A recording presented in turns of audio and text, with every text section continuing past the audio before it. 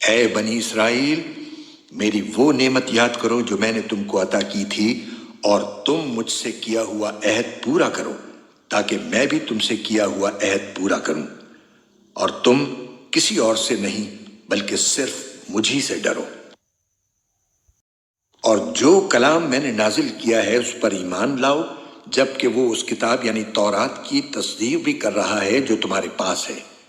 اور تم ہی سب سے پہلے اس کے منکر نہ بن جاؤ، اور میری آیتوں کو معمولی سی قیمت لے کر نہ بیچو، اور کسی اور کے بجائے صرف میرا خوف دل میں رکھو، اور حق کو باطل کے ساتھ گڈمڈ نہ کرو، اور نہ حق بات کو چھپاؤ، جبکہ اصل حقیقت تم اچھی طرح جانتے ہو،